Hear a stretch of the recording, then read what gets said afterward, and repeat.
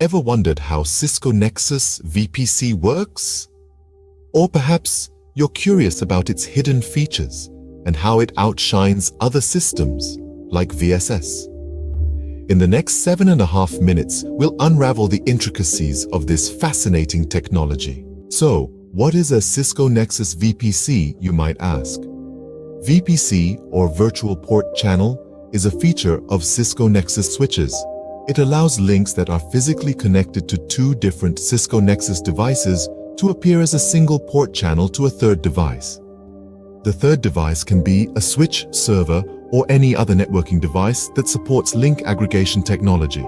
Now, let's delve into how it works. At its core, the VPC peers, which are the two Nexus switches, create a virtual port channel domain. This domain is a logical entity where specific configurations are replicated. The VPC peers exchange VPC configuration information through a peer link. This ensures the VPC peers have the same configuration, thus providing a unified system. One of the key features of Cisco Nexus VPC is its ability to provide Layer 2 multipathing. This eliminates the need for spanning tree protocol in the network design, thus allowing all paths to be utilized for traffic distribution. But there's more to the Cisco Nexus VPC than meets the eye. It's got some hidden features that make it stand out. For instance, it has a feature called orphan ports. These are individual switch ports that are not part of any port channel group.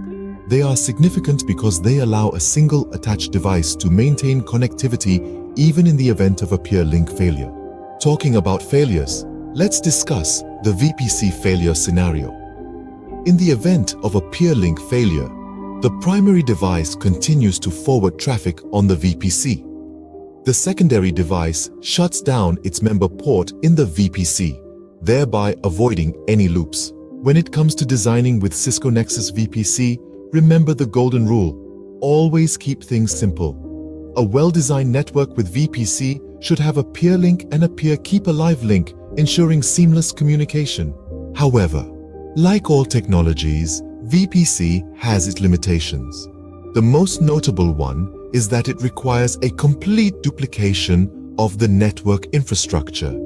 This means you'll need two of everything: two switches, two peer links, and so forth.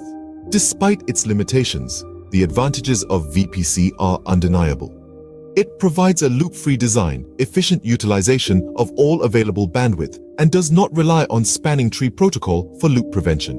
Lastly, how is it different from VSS? Well, unlike VSS, which is a single logical switch, VPC allows for two separate control planes. This implies that if one device fails, the other one continues to function independently, offering a higher level of resilience. In summary, Cisco Nexus VPC is a robust and intelligent system that offers Layer 2 multipathing, efficient bandwidth utilization, and resilience against failures.